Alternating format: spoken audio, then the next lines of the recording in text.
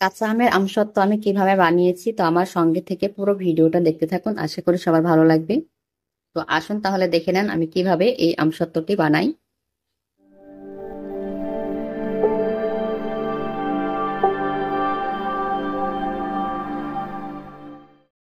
আসসালামু আলাইকুম বন্ধুরা, কেমন আছেন? আশা করি সবাই ভালো আছেন, আমিও ভালো আছি।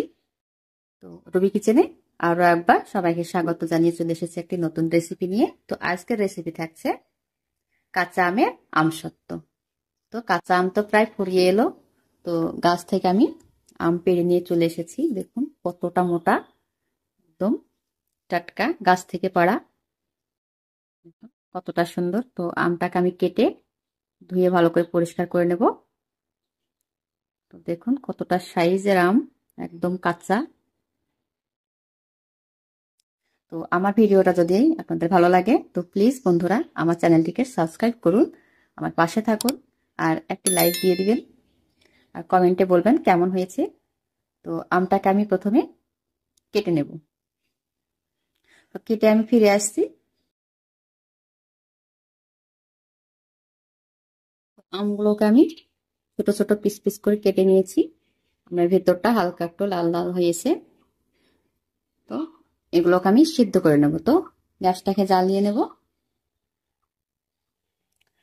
তো গ্যাসটা অন করে দিয়েছি, কড়াটা বসিয়ে দিয়েছি, কড়াইতে দিয়ে দেব পানি।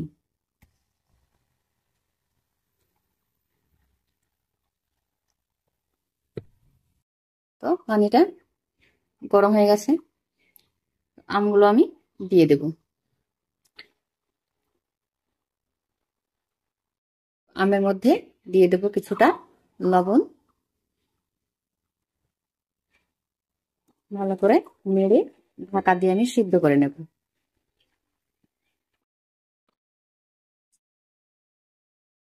ঢাকা দিয়ে দিলাম, ফিরে আসছি সিদ্ধ করে। ঢাকা তুলে দেখে নেব হয়েছে কিনা।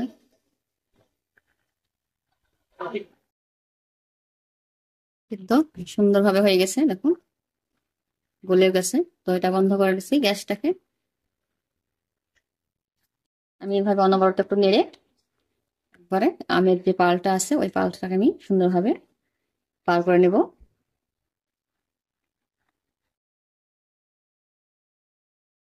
তো আমের পালটাকে আমি ছেঁকে নিলাম, আমি ওই কড়াতেই আমি ঢেলে দিচ্ছি।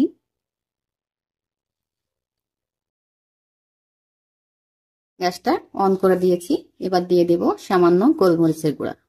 আপনারা চাইলে চিলি ফ্লেক্সটা দিতে পারেন, চিলি ফ্লেক্স আমি দিব না। তো গোলমরিচের গুঁড়াটা দিয়েছি, আর দিয়ে দেব চিনি। চিনিটা যে যেমন মিষ্টি খাবে সেরকম দিয়ে দিবে। ভালো করে নেড়ে নেব। তো যেহেতু কাঁচা আমের আমসত্ত্ব, তাই কাঁচা আমের একটু ফুড কালার দিয়ে দেবো। যে সামান্য 1 চিমটি মতো ফুড কালার নিয়েছি, ফুড কালারটা দিয়ে দেবো।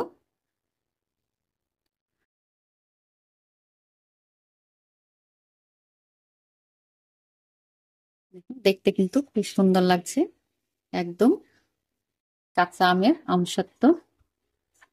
তো এবার আমি ভালো করে ফুটিয়ে নেব।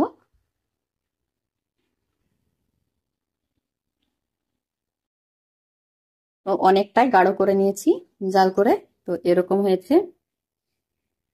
একটু ঠান্ডা হলে কিন্তু আরো একটু গাঢ় হয়ে যাবে। তো এটা আর গাঢ় করব না, এতে হয়ে গেছে, আমি নামিয়ে নেব। তো দেখতে কতটা সুন্দর লাগছে দেখুন।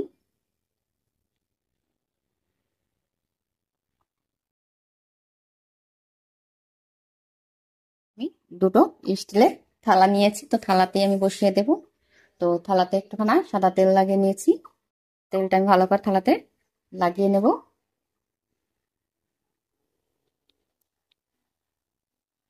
তো হালকা একটু ঠান্ডা করে নিয়েছি, আমি থালাতে এবার ঢেলে নেব।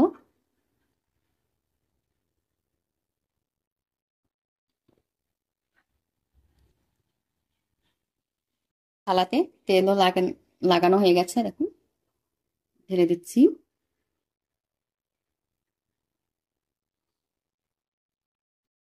দুটোতে দিয়ে দেব।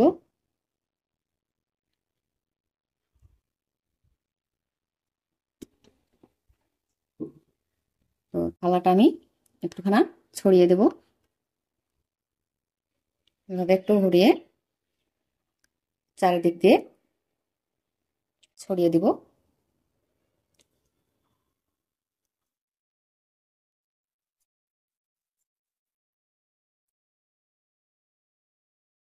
তো একদম রেডি হয়ে গেছে, এই থালাটা করে নেব।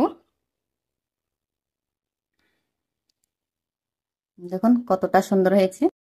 দুটো দুটো থালায় আমি কিন্তু খুব সুন্দর করে সাজিয়ে নিয়েছি, দেখুন একবার চারিদিক দিয়ে ছড়িয়ে দিয়েছি, আর দেখতে খুব সুন্দর লাগছে। তো এটা আমি একটা রোদে শুকিয়ে নেব। দেখুন কতটা সুন্দর হয়েছে। তো ফিরে আসছি আমসত্ত্বগুলো শুকানোর পরে। তো দেখুন বন্ধুরা, এই যে আমি একটা রোদ খাইয়ে আমি আমসত্ত্বগুলোকে শুকিয়ে নিয়েছি, দেখুন কতটা সুন্দর হয়েছে, দেখতে কিন্তু দারুণ হয়েছে, আর খেতেও তো খুব মজা হবে। তো আশা করছি দেখে আপনারা বুঝতে পারছেন। তো আমি এবার তুলে আপনাদের দেখাচ্ছি। তো দুটো থালায় আমার সুন্দরভাবে হয়ে গেছে। তো আমি একটা তুলে নিচ্ছি।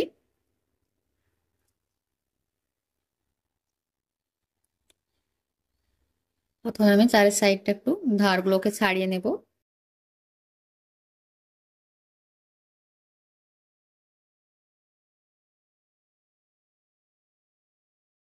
এবার আমি তুলে নেব। তো আমি তুলে নিচ্ছি, চারি সাইডটা কাটা হয়ে গেছে, দেখুন কতটা সুন্দরভাবে উঠে যাবে।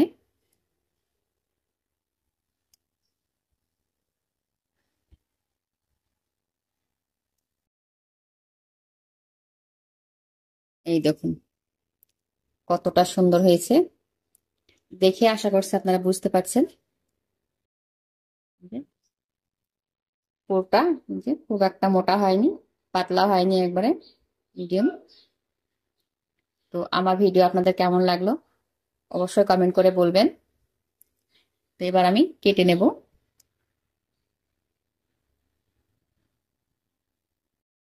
তো এবার কাটবো।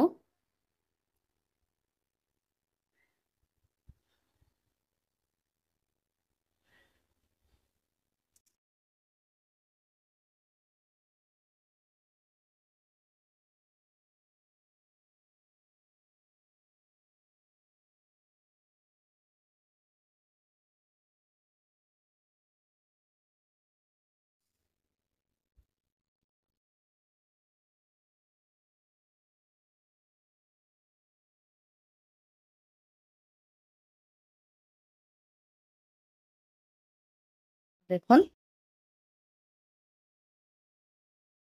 আমি সত্যটাকে ভাঁজ করে নিচ্ছি।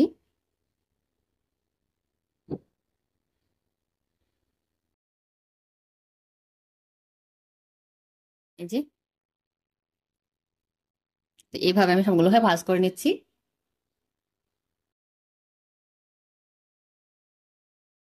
দেখুন কতটা সুন্দর হয়েছে, সবগুলো কেটে নিয়েছি।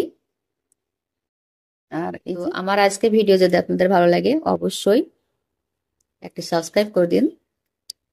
আজ এই পর্যন্ত, সবাই ভালো থাকবেন, দেখা হবে নতুন ভিডিওর সঙ্গে।